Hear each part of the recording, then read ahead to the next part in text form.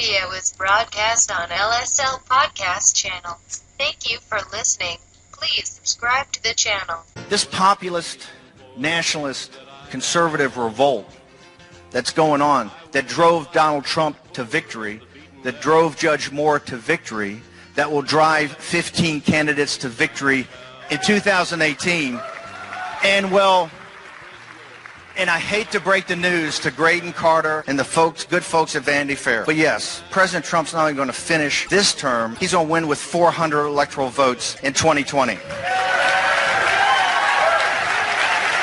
It's hard to follow Steve Bannon. I mean, the man in black. And I don't know, I think there's a softer side of Steve Bannon that we could create together. Just kind of that island look, just to soften it out just a little bit so our friends in the media doesn't think he's so mean. Wouldn't that be nice? Into the Laura Ingraham Show, 855-40-LAURA. That was from the Values Voters Summit in Washington on Saturday. Bannon and I tag team again. I seem to always follow Bannon. I was on Hannity the other night. Bannon was before me. And he still isn't black. Bannon doesn't, he stays in black, and I'm trying to offer him some sartorial advice. Just a pastel every now and then, maybe a peachy Vineyard Vines type outfit. Wouldn't that be nice? Just soften the look. It was a lot of fun. We had a blast. And the establishment it's running scared because they know that whether we're talking about in Austria or in France or in Italy or even in Germany, the populists are rising. Big news out of Austria over the weekend. We're going to get to that.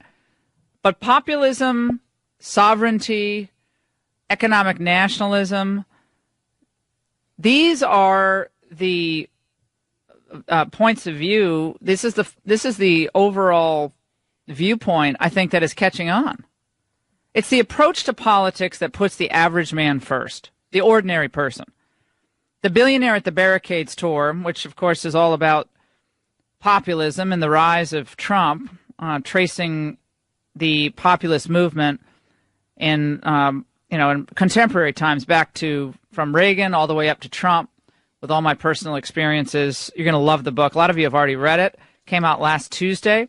We're going to continue the tour in Phoenix. We'll be at the Scottsdale Hilton tomorrow with Steve Bannon and Kelly Ward.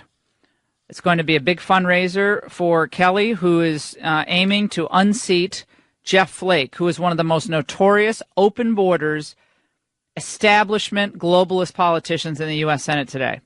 He's high on the list of those we want defeated, sent packing. Go join Eric Cantor on Wall Street or something. But you're not representing the best interests of the American people, and certainly not really the Republican voters of your own state.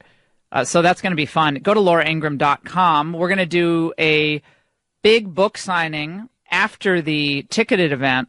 So if you can't swing the ticket, it's not very expensive, but if you can't swing the ticket, which includes a book, by the way, then come. Raymond, we're going to do that about what? Raymond Arroyo, of course, is with about 7 o'clock or so. I think 7 o'clock. Yeah. And there's the closed event, which is going to be Bannon and Kelly Ward and you giving speeches. But afterward, there's going to be an open public signing, so anybody can come. Oh, to that. So Scottsdale Hilton. So you can see the information on lauraingraham.com. But they had to fly in more books. Did you see that, Ray? They didn't have enough books at the event, so now they're FedExing another 500 books. So that's good. Well, news. That's a good problem to have. Yeah, I'll take that any day of the week. They'll have that. So Bannon and the establishment. He's declared war on the establishment, and he is going to, in race after race, pick off the old GOP cabal that have been running Washington into a ground and who have not supported the Trump agenda. How many of you out there support what he's doing? I mean, we've heard people, and we're going to be joined by one of them. I think Newt Gingrich is coming up, so we'll be joined by Gingrich, and he thinks it's idiotic. He thinks declaring war on the establishment is idiotic for Bannon to do. And I think his point, and we'll hear from him, but his point is probably, well, they're in power now, so Donald Trump does have to work with them. If Mitch McConnell doesn't want a bill to get to the floor of the Senate, the bill won't get to the floor of the Senate.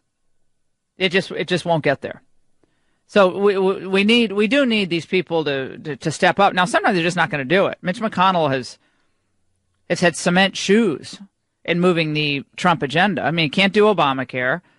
It doesn't seem like we're all on board on this tax reform yet, even though Donald Trump has given speeches about tax reform, has made this a priority. So we need to get the Trump agenda passed. Mitch McConnell's agenda didn't win in last November. Trump's agenda won last November. And we're going to play for you later on comments from the Secretary of State, who was on CBS's, it was on CNN's, whatever that show is. I always forget the name of it. State of the Union. Oh, God. State of the Union. And he was batting away concerns about, whether he called Donald Trump a moron. Never really answered that. No, he doesn't. Of course he's not going to answer. He probably did call him a moron.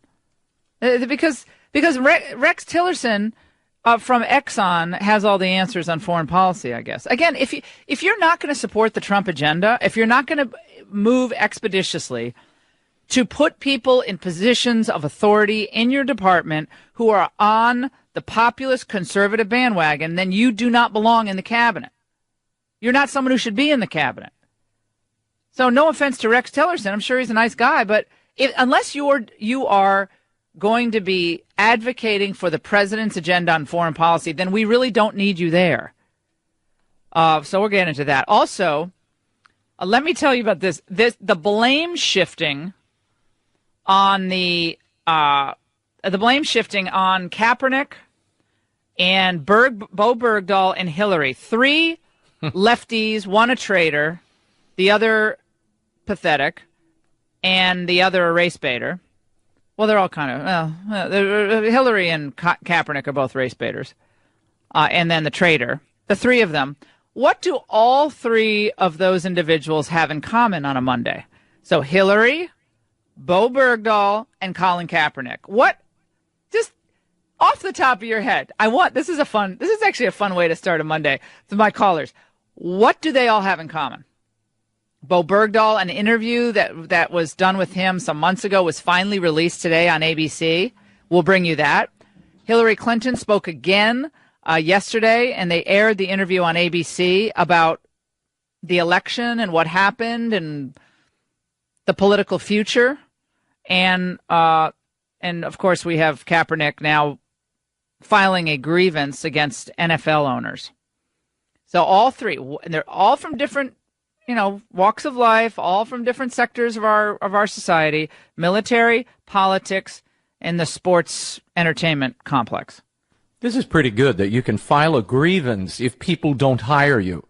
So if you go to 3 networks to get hired and they all turn you down, you could file a grievance against them. It's their problem. Well, apparently, if you're Colin Kaepernick, you're African American, and you want to violate the rule book, the NFL rule book, with impunity, and you're benched, then you can file some type of grievance, and you can get any 2-bit lawyer to file it for you. This is Mark Garagos, by the way. That Mark Garagos is, talk about going back to the Clinton days. Mark Garagos, he gives lawyers an even worse name, if that's possible. So Mark Garagos, beneath all of these scandals, you find these relic lawyers from the past. It's the same 4 lawyers pulling all the strings. Oh yeah, it's Gloria Allred. It's this Garagos and. Well, remember, what's his name? Harvey Weinstein had all the holdovers from the Clinton campaign. David Boies. He had Lonnie Davis was a consultant to him. Well, they have a lot of experience in defending people against scandals. Right. So the Clinton brigade, that's all they did is push the media back on the scandals. Laura, did you read this Kaepernick grievance? I'm going to read this one little line. Read it for our listeners. Rich. If the NFL is to remain a meritocracy, then principled and peaceful political protest, which the owners themselves made great theater imitating weeks ago, should not be punished, and athletes should not be denied employment based on partisan political provocation by the executive branch of our government. Such a precedent threatens all patriotic Americans and harkens back to our darkest days as a union. protecting all athletes from such collusive conduct is what compelled Mr. Kaepernick to file his grievance. Can you believe this? No, it's the president's fault. But I have to tell you, the more I'm thinking about where the left is today, for all the turmoil in the Republican Party, and again, this is nothing new, the populists, the old Reaganites versus the globalists. This has been going on now since, really it's been most obvious since about 2005, 2006, when I wrote Shut Up and Sing. And then Power to the People. Power to the People came out, and that was about the elites in politics, entertainment, and business, how they're subverting America. This split in the Republican Party, which we say, oh, what are we going to do? What are we going to do? I'll take being a Republican with the Family Feud over the Democrats and all of their pet issues that they amplify any day. The Democrats have a couple of things. This is what they're all about. As many abortions as possible. They like that. They want to take guns away, okay? And they want to keep the race war going, the racial grievance factory going. So it's race, abortion. Oh, sorry. They want everyone to be able to get illegal narcotics and make that all legal. So it's drugs, abortion, drugs, abortion, race, drugs, abortion, and race. Those are the three big things holding the drugs, abortion, race. Yeah, drugs, abortion, race. Yeah, that's it. Where else is the party? Where are they getting their juice? Identity politics. Drugs, abortion, race, immigration. Drugs, abortion, race, open borders. That's all they have. What do Bo Bergdahl, Colin Kaepernick, and Hillary Clinton all have in common? What do they all have in common? 855-40-LAURA. All my friends listening, in wherever you are, and if you're in the Southwest, come tomorrow. We're going to have a blast. It's cocktails with Bannon doesn't drink, but cocktails, and I'm not drinking, so we're not having. No one's drinking. Well, enough people will be drinking. So it's Bannon and Kelly Ward, who we know is going to defeat Jeff Flake with our help, and myself tomorrow at the Scottsdale Hilton. We're going to have so much fun discussing the future, and this is a call to political arms. It's time to retire the old guard and bring a new generation of conservatives into power. We can't think that Trump's going to do everything for us. He's one person. We need people who support him in the U.S. Senate and retire all the old dinosaurs. So go to lauraingraham.com for tickets. The book signing, we'll open that up to everybody at about 7 p.m. tomorrow at the Hilton.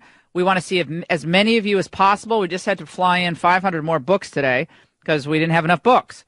So we're going to have a lot of fun. 855-40-LAURA, Hillary, Bergdahl, and Kaepernick. What do they all have in common? Don't go away. Do you dread going to the mailbox this time of year? Well, if you're a timeshare owner, I know you do. Another year, another maintenance fee bill that increased, or maybe you've received an additional special assessment this year, too. It's like throwing thousands of dollars down the drain. Well, for the past 6 years, my friends at resortrelease.com have been helping timeshare owners put an end to those timeshare maintenance fees. They'll help you legally and permanently terminate that timeshare contract and end all future payments guaranteed. They've even earned an A-plus rating from the Better Business Bureau.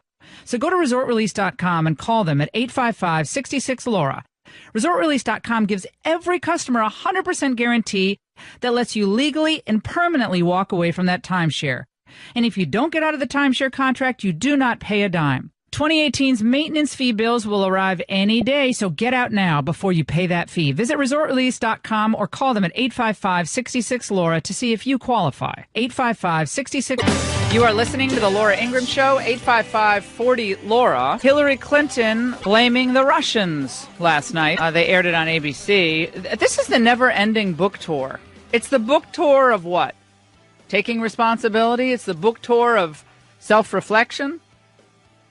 Well, her book is titled What Happened? The populist revolution happened, Hillary.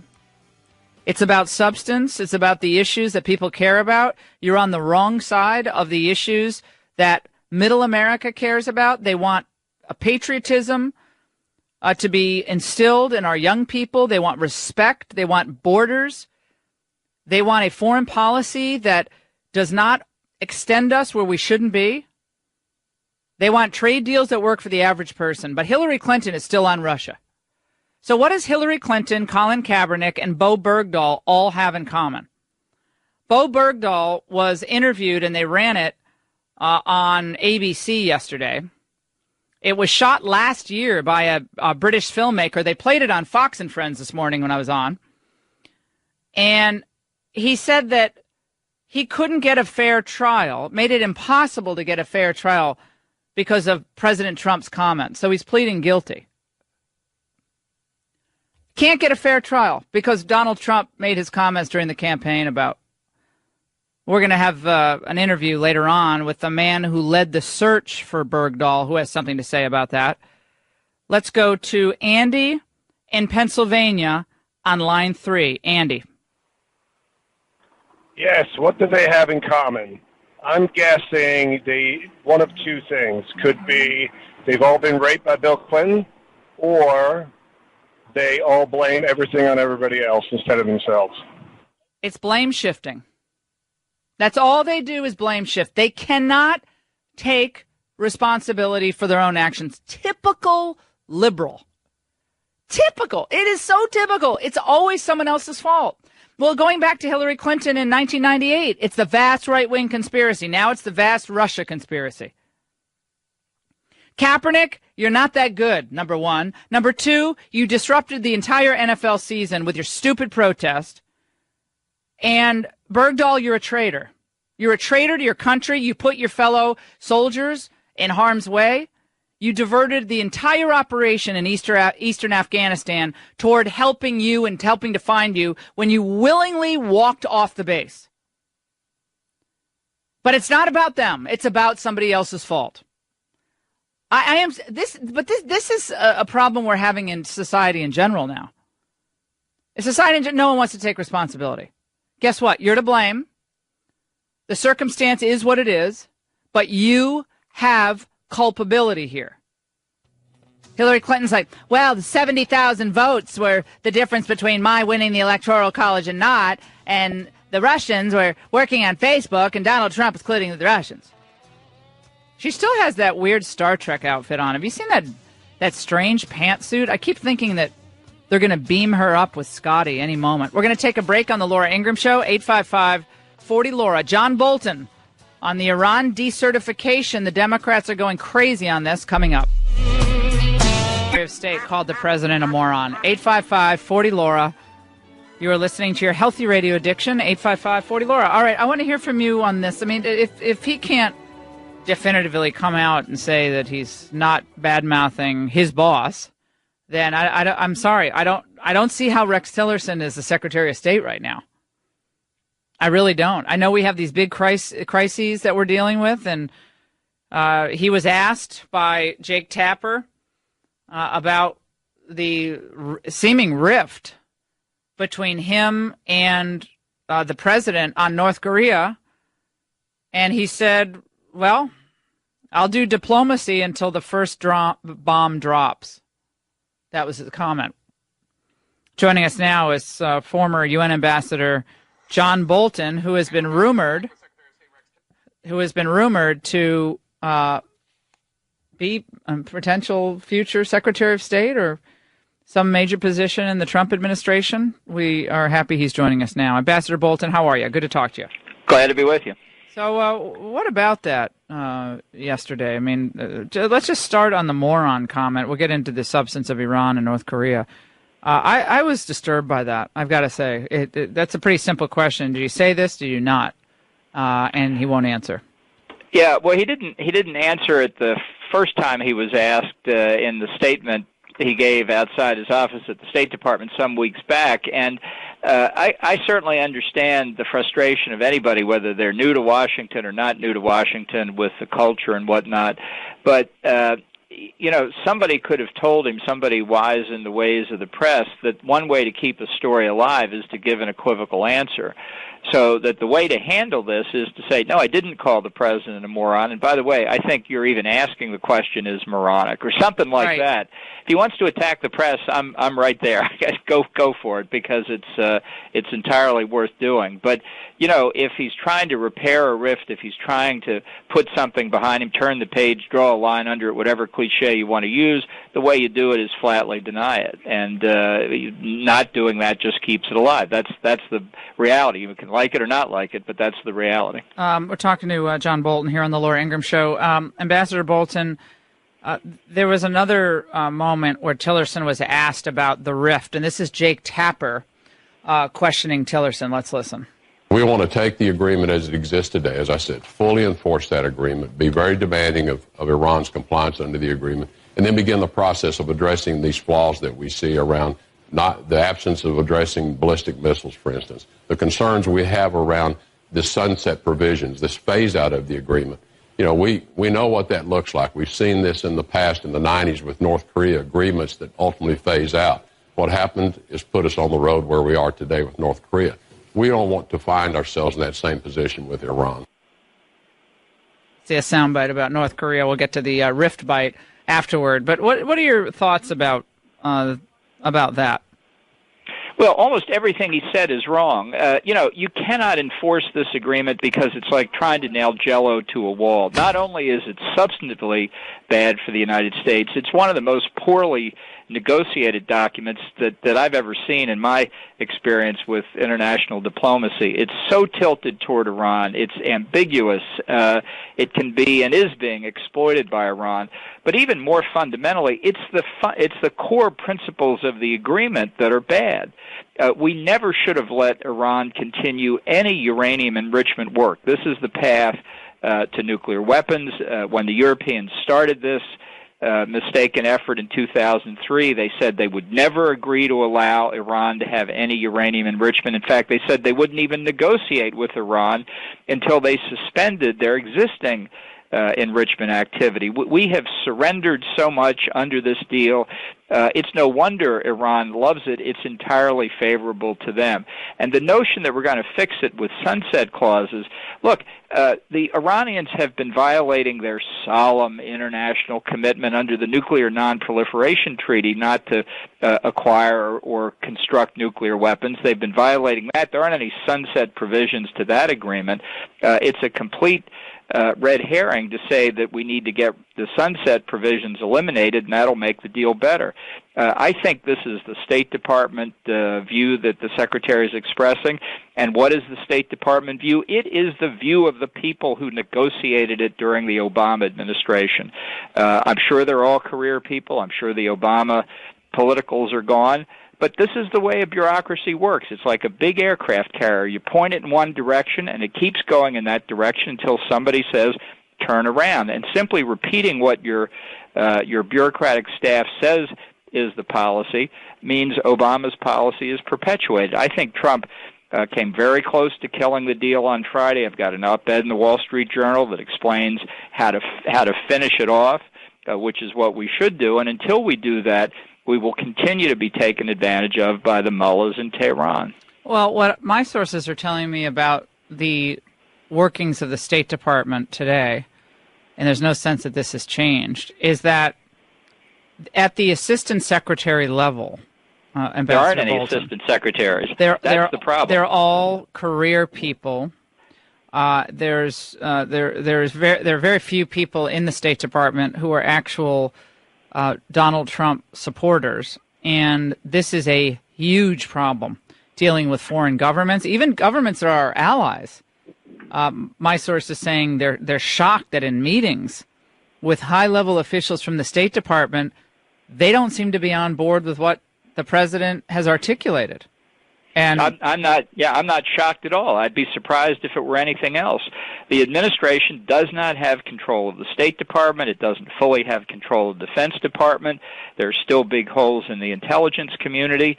Unless you get your people in place, you're not going to turn that aircraft carrier around. Ed Fulner once said back in 1980 when Ronald Reagan was elected and we thought, everything was going to go great, Ed Fulner said, policy is personnel. If you don't get the right people in, even under Ronald Reagan, we will not get control of the government. It was true then, it's true today.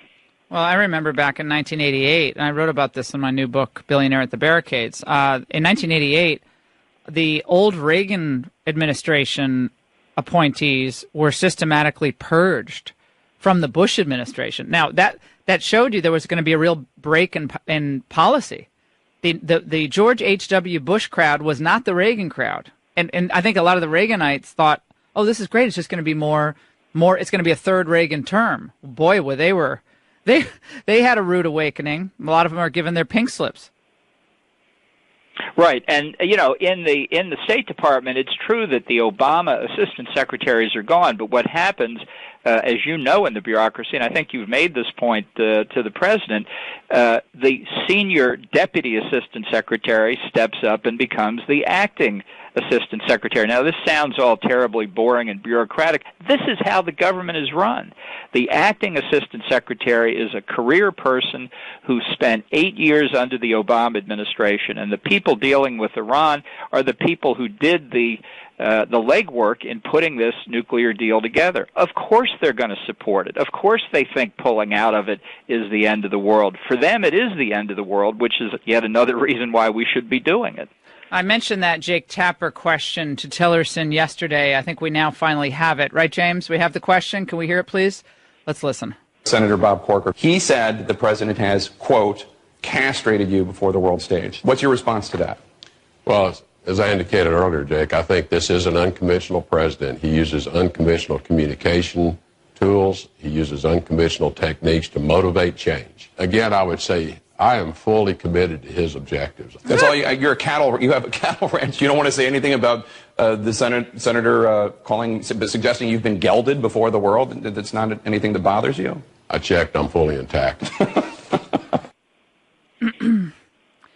I think, Ambassador Bolton, the fact that this conversation is even happening should be a wake-up call to this administration. They need a change at the State Department. They're not on board, despite what he just said, that I'm on board with the president's agenda. Clearly he's not, and this is going to continue to be a problem when we have these big issues. We haven't even spoken about North Korea yet. But we have these huge crises facing the country, and we do not have a State Department that is committed to supporting the president's agenda or worldview. Well, I think it's true across the national security bureaucracy. And I think, the more stories you get about how the president's advisors are keeping him from doing what he wants to do, really, if this were an authoritarian country, if this were Russia, and we were talking about the Siloviki, the men of power, the men from the power agencies who run things at the Kremlin, we'd think, well, that fits in exactly. And yet, it seems to be what's happening here as well. So I think I think this is a very dangerous precedent when the president doesn't have all of the options in front of him. And I don't think it's terribly helpful for Senator Corker to be engaged in commentary like that either. It's just we've got a lot of serious issues here. North Korea and Iran being the two most immediate, and it'd be nice if we could focus on ending the threats that we face from these countries rather than arguing about continuing this deal or that deal or what Senator Corker's opinion is of the president. Well, and in fact, on the issue of North Korea, which I think right now is the single biggest threat to the United States, we have the head of the Senate Foreign Relations Committee, as you just noted, who is continuing to be a thorn in the side of the president. I mean, he's the one who said you can't publicly castrate your own Secretary of State. So he's continuing this story, the big rift in the Trump administration at a time of great national peril. Tell my listeners, Ambassador Bolton, before we let you go, why our position right now on North Korea is so critical, why this moment is so critical after all these years of not being able to bring them to bear. Well, after 25 years of failure, as I've been saying, the president said to talk North Korea out of its nuclear weapons program, they are very close to being able to put a thermonuclear warhead on a ballistic missile that can hit targets all across the United States. So there isn't any time to do negotiation with North Korea. We've tried 25 years and failed. Why Secretary Tillerson thinks we'll do better in year 26 is beyond me. And it's not just the North Korean threat. It ties directly in to threats all around the world. Let's start with Iran. While people are arguing about the Iran nuclear deal, Iran could buy a nuclear warhead from North Korea today. So forget the niceties of whether they've complied with their nuclear deal. The North Koreans are on the verge of turning into a nuclear weapons bazaar, and they'll sell to anybody with hard currency. So making sure that, as the President said in his speech to the UN a couple of weeks ago in September, he said denuclearization is the only way forward with North Korea. That means they cannot be left with nuclear weapons in their hands. Now, that's what Susan Rice, Barack Obama's national security advisor, has advocated. Let them have nuclear weapons. We can deal with it. I don't agree with that. I don't agree with it in the case of North Korea. And there isn't really time now to debate this. We've debated it for 25 years. It's decision time. And by the way, Ambassador Bolton, the President just tweeted out a message to Chuck Schumer, who was against the Iran deal before now he's for it. And he said, tell that to Israel, Chuck. That's what the President just said. That's a good line.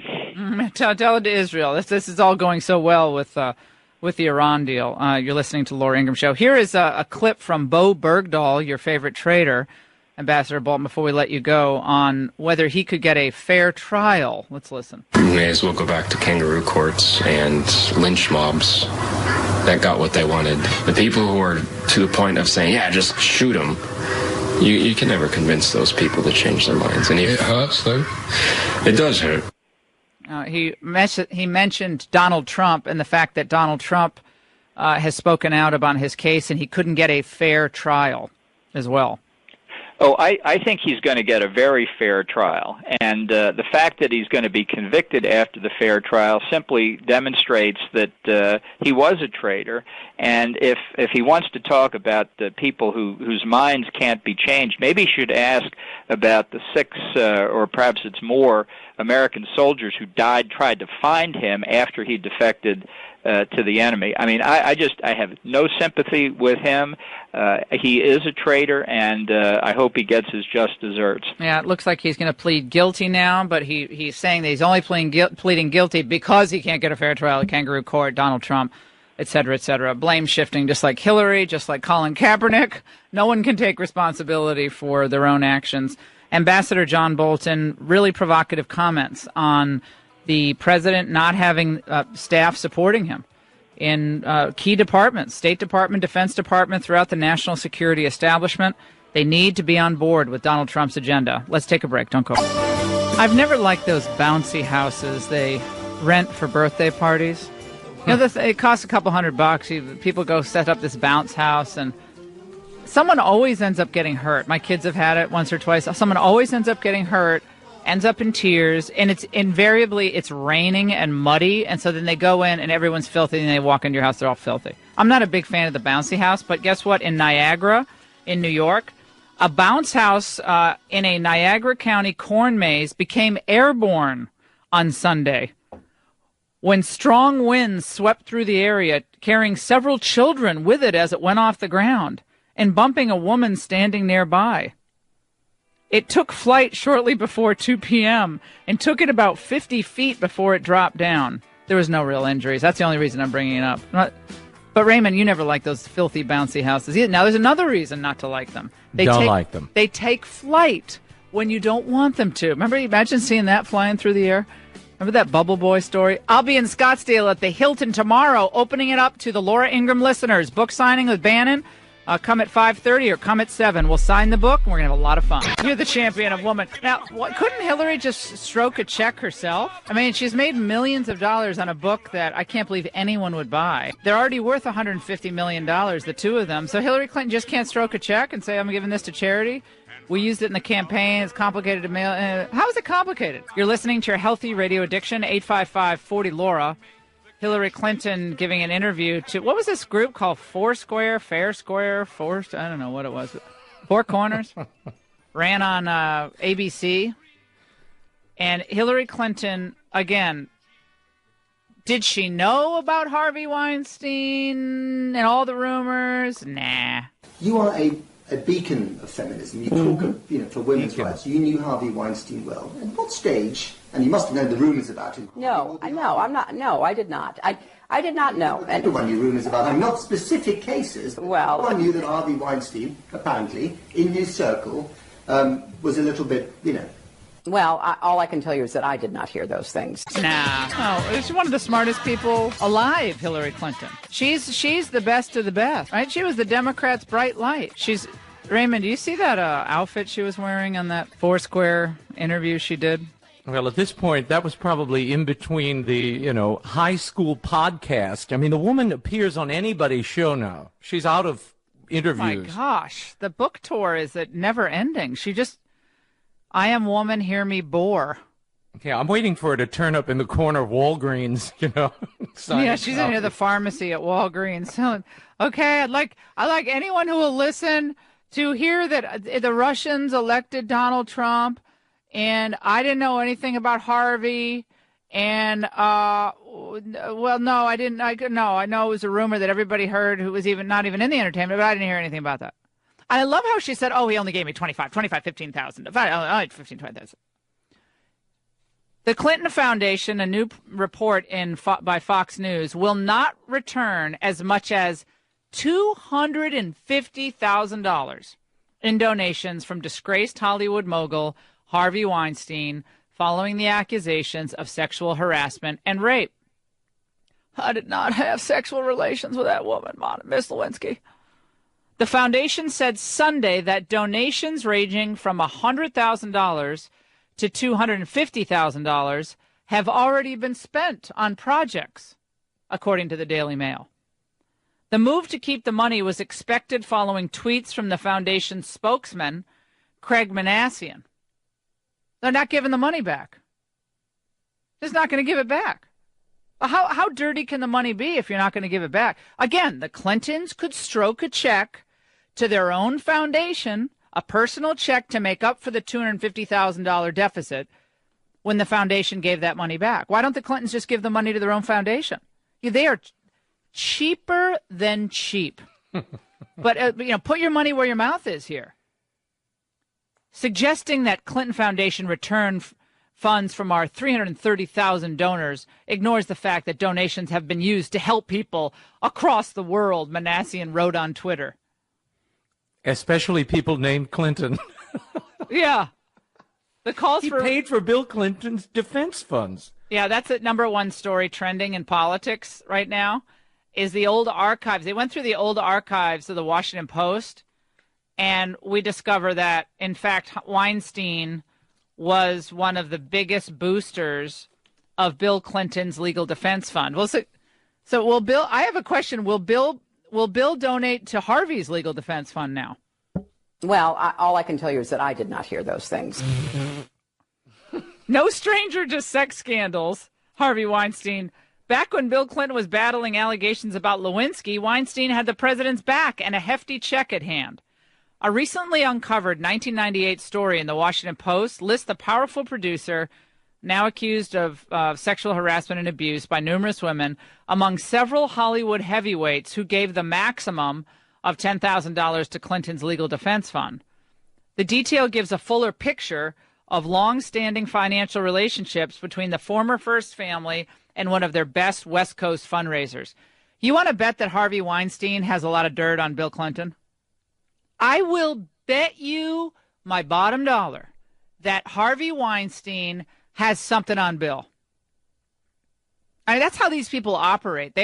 No one's really friends with the Clintons. You're beholden to the Clintons, and you always have to have an ace in your back pocket when you're dealing with the Clintons, because they'll turn on you on a dime. They'll turn on you. So don't you think, Raymond, like the two of them catting around together, Bill and Harvey? Can you imagine what tail they chased?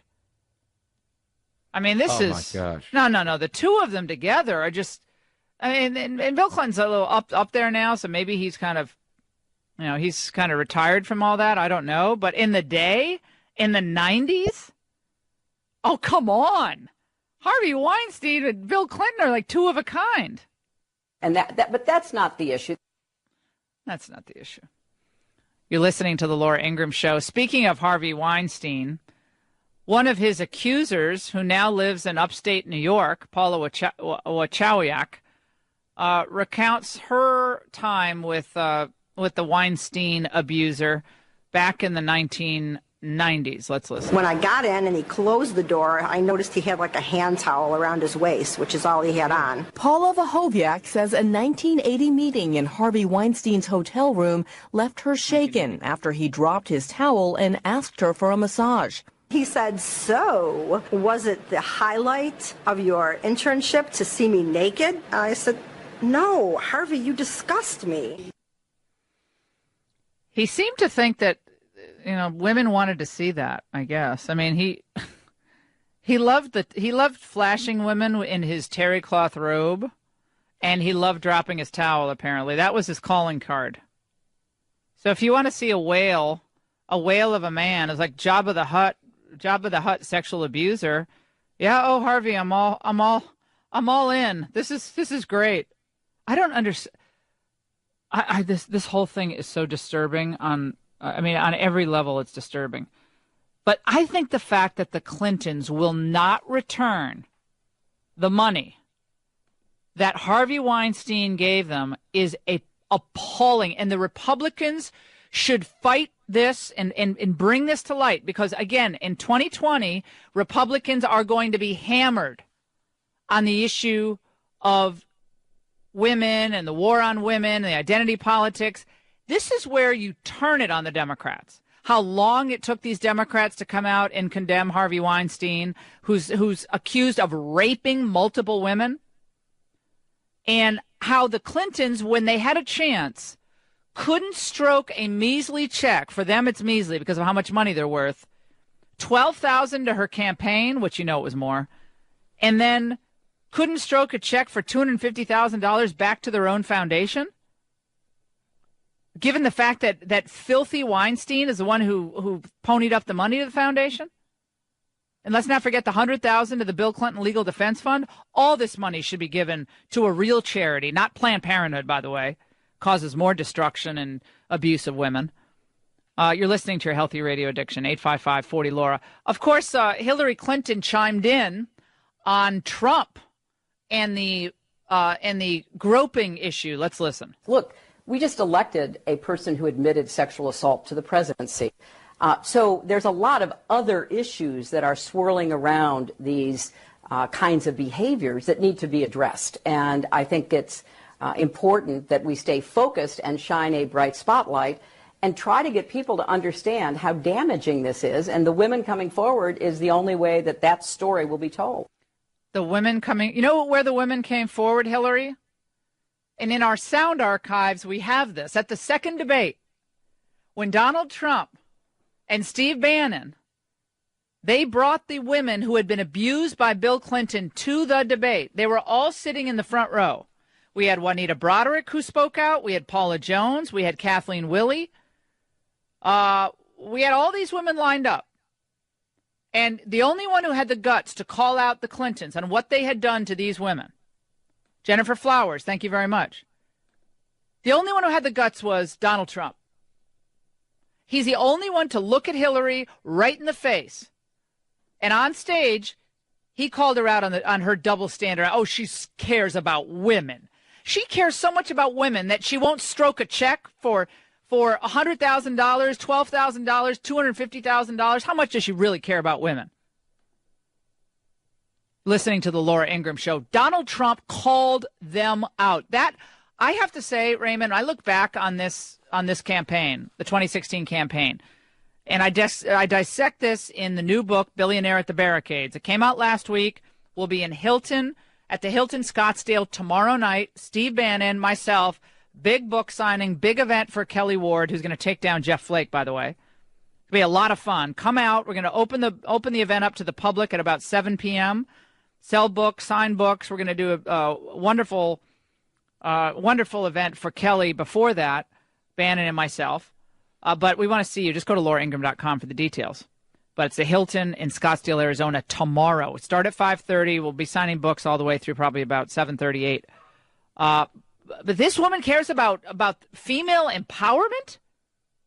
Donald Trump is the only one who had the guts to call the Clintons out on stage at that debate, at that second debate, with the victims sitting in front.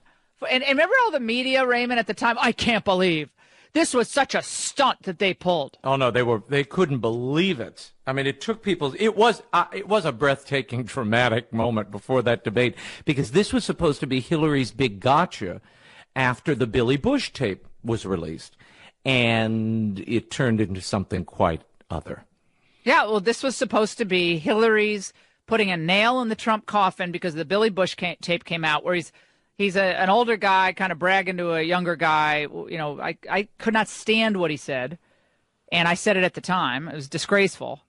But his trash talk about women with a 35-year-old guy versus a rapist, former president, and a serial sexual abuser in Harvey Weinstein, and Hillary's trying to place some moral equivalency here. It's embarrassing. It's embarrassing for women to hear this. This is the female nominee of the Democrat Party, Hillary Clinton, who cannot stroke a check to return the filthy money from Harvey Weinstein. 855-40-LAURA. We're going to take a break. Your reaction to all this. How many of you think Hillary Clinton didn't know about the reputation of Harvey Weinstein? How many of you think Bill Clinton didn't know about the reputation of Harvey Weinstein? You know what they understood? The color of green. They needed and wanted his money, and they wanted the Hollywood support they were getting from him. It didn't matter how many people he abused along the way. Just like Hillary made the decision, then it didn't matter how many women Bill had accused along the way, because the political payoff was going to be Hillary assuming the presidency. That was the political payoff, making history. Women who were abused, be damned. 855-40-LAURA. I've been telling you for weeks that we need men and women like you to enlist in our nationwide campaign to pressure Congress to pass the tax cuts that we voted for when we elected Donald Trump to drain the swamp in Washington. Here's the good news. Hundreds of thousands of you have already gone to taxcutsnow.com and signed up. But we still need more signatures to ratchet up the pressure on Congress. The average tax cut under the Trump plan is over $2,000 per family. That may not be real money in Washington, but it's real money to you. Money you can spend on the things you care about. And if you haven't yet signed on, please take less than a minute to join our cause. And then share the link to taxcutsnow.com with your family, friends, church members, and coworkers. Send a message to Washington that business as usual will not cut it. Senator McConnell and Speaker Ryan need to hear from you loud and clear. You want your tax cuts, and you want them now, not next year, this year. Go to taxcutsnow.com. That's taxcutsnow.com. You are listening to The Laura Ingraham Show, 855-40-LAURA. The Billionaire at the Barricades tour continues tomorrow night at the Hilton Scottsdale in Arizona. We're going to be helping Kelly Ward, who's running against Senator anti-Trump, Mr. Resistance to Trump Flake. So Kelly Ward is a very courageous woman, and she wants to unseat another old dinosaur in the Republican Party. The globalists are in retreat.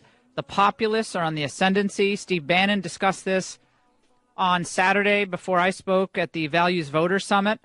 We have links, I believe, on lauraingraham.com to all my appearances, and when we can link them, we will. Tonight, you can see me on Bloomberg. Charlie Rose interviewed me for almost an hour, so I'll be on Bloomberg tonight.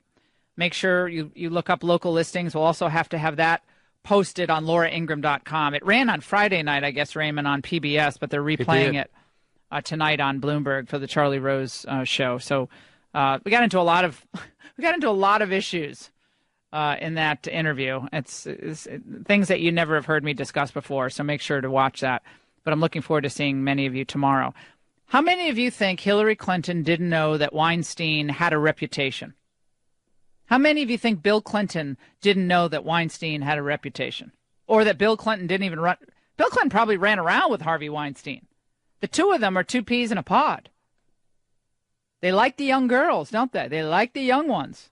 Bill Clinton with a 22-year-old intern, Harvey Weinstein, a 16-year-old, 17-year-old, 19-year-old. You know, if you're 30 years old, you're too old for Harvey Weinstein. No. He likes the young girls.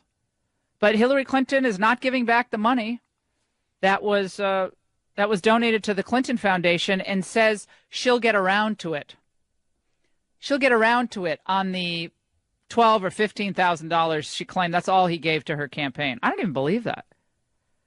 You're saying Harvey Weinstein didn't give more than $12,000 both to Bill and all of his runs for office? Or Hillary? $12,000? That doesn't make any sense. Oh, we gave $10,000 to Bill Clinton's legal defense fund in 1998. One serial abuser helping another. We know that. So they owe Harvey. Raymond, has Anna Wintour spoken out? The editor of Vogue magazine? Word. I haven't heard from her. She had a lot of fundraisers for both Barack Obama and Hillary Clinton in Manhattan, the two of them together. So they kept speaking out for Hillary and Bill. They're Hillary, Bill, and Obama. They loved all of them. But Anna's supposed to be really, oh yeah, the devil wears Prada. The devil wears Prada, and the devil doesn't speak out against the abuse of women. When we come back on the Laura Ingraham Show, Newt Gingrich on the Bannon war against the establishment. He called part of it idiotic. Is Bannon right or wrong? When we come back. Have you ever felt tricked or deceived into buying something? Nothing is worse than being lied to by a salesman. Well, many timeshare owners know exactly that feeling. If you made a big mistake and bought a timeshare you now regret, there's hope for you out there. You can finally undo that crooked contract and start putting that money back into your wallet. Why keep paying for something you no longer want to use?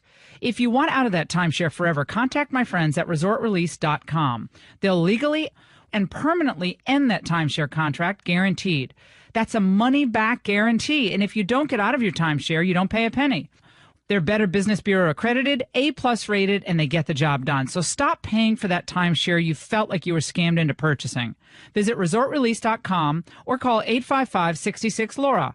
That's 855-66-LAURA. 2018's maintenance fee bills will arrive any day now. Get out now before you pay that fee. Visit resortrelease.com or call them at 855-66-LAURA to see if you qualify. Oh, swing and a miss. Bad news in baseball, especially with those playoffs going on now.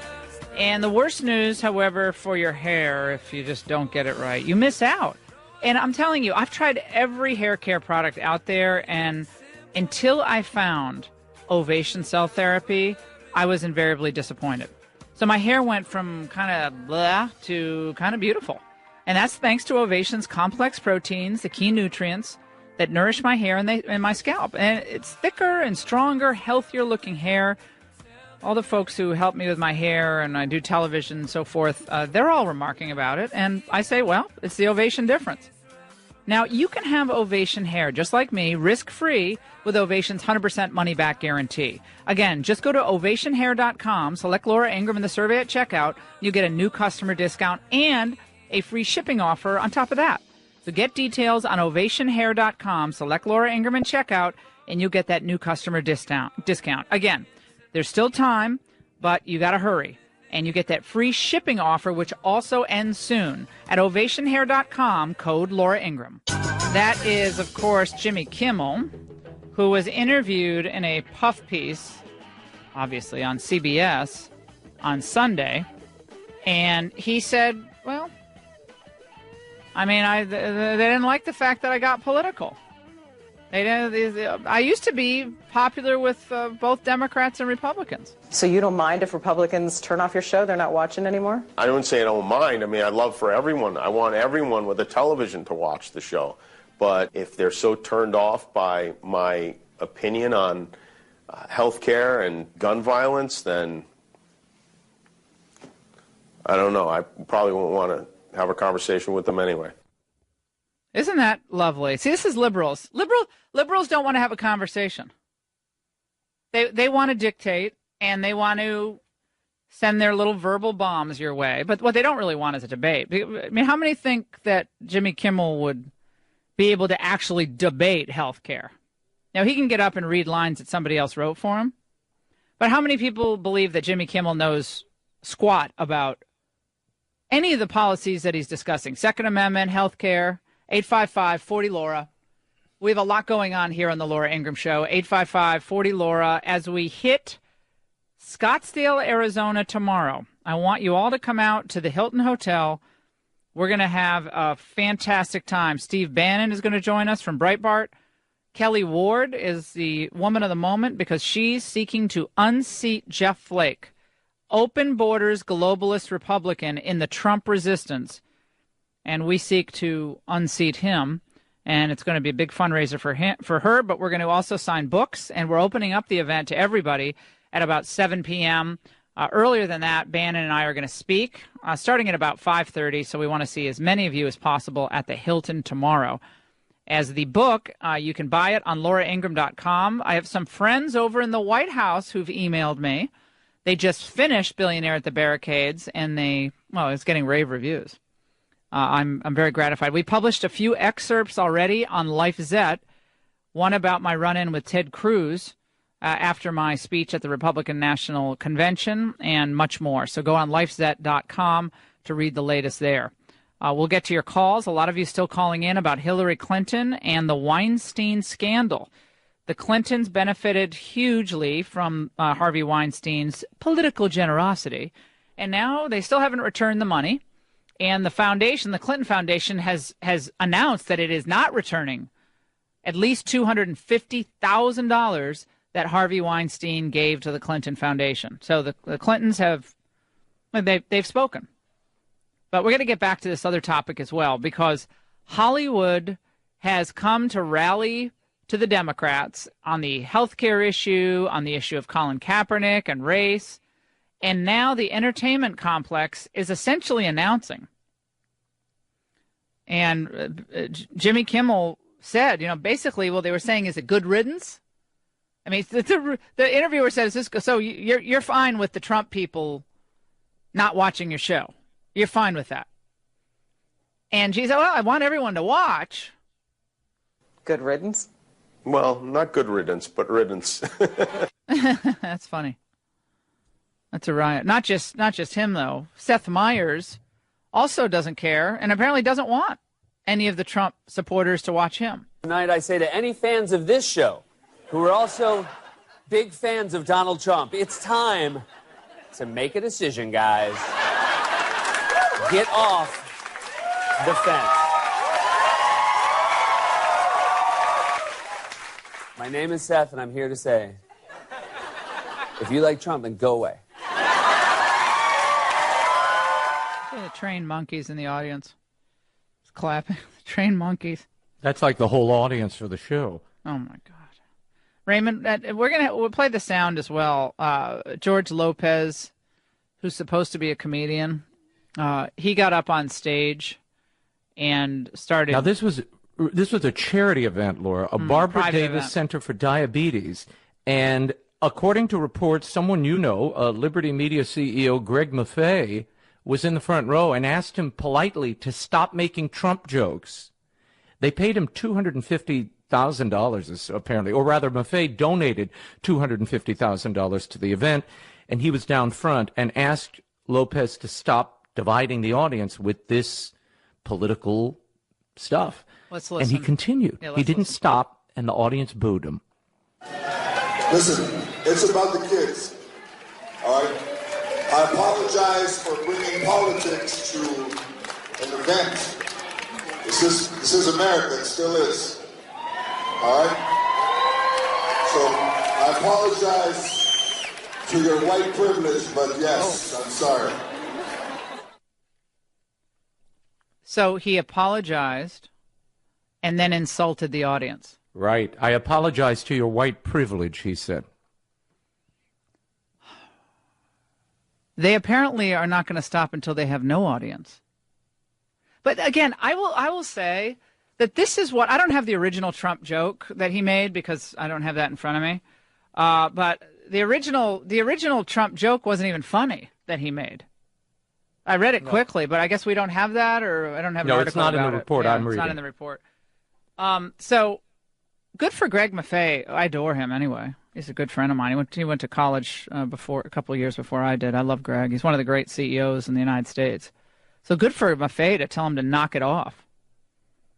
Oh, by the way, Raymond, Anna Wintour did weigh in on Harvey Weinstein a few days ago, finally. Yes. And she said, behavior like this is appalling and unacceptable. I feel horrible at what these women have experienced. Took her long enough. Well, that was after she featured Weinstein's wife's fashion line on the cover of her magazine repeatedly, as well as all the stars in the Miramax films. So, I mean, they're all making it sound like they never heard of Harvey Weinstein now.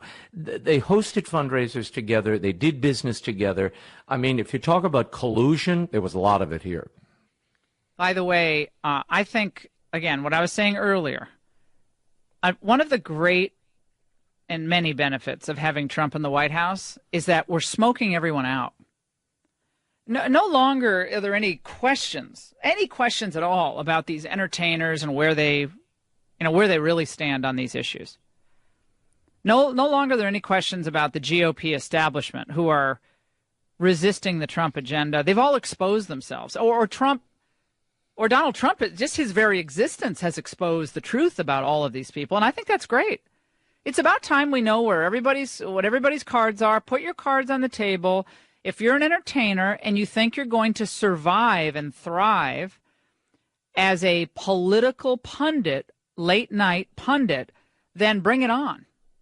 I have no problem. You want to compete in my world? Bring it. See, I wouldn't try to compete in their world, although I'm pretty funny if I do say so myself. I wouldn't pretend to be a comedian. That's not my talent. So I wouldn't compete against them because I know actually what I'm good at. But they think because someone writes their lines for them, or most of their lines for them, day in and day out, and they get up and they repeat those lines, they think that they're good at everything. Well, Oprah tried that, didn't she, in 2008? What happened to Oprah's show after she went political all in for Obama? Well, she had to go over and do something different over at the OWN network. And that daily talk show of hers began to suffer. She felt the political blowback. No one wants so much politics and entertainment. Maybe the trained monkeys are in the audience who go see Kimmel but most people, and you see this in the Colorado audience for George Lopez. They started booing him. They booed him off the stage. And then the only thing he can say in response is, "Oh, you and your white privilege." I'm so sick of that phrase, too, white privilege. It always works so well with white people who grew up in working class neighborhoods. That really works well. Oh, the white privilege? Oh, okay. I apologize to your white privilege, but yes, I'm sorry. Scott in Arizona wants to chime in on we'll call it FOH, friend of Harvey, Hillary Clinton, not returning the money that he gave to her campaign, at least not yet, and then announcing that the Clinton Foundation is not going to return a penny of the $250,000 that Harvey Weinstein gave to them. Scott, go ahead. Hi, how you doing? Good, thanks. She cannot admit that she knew anything about the background of her donators, because then she'd be admitting that she knew the background of the foreign governments that donated to her organization. Yeah, that's true. She got a lot of dirty money, didn't she?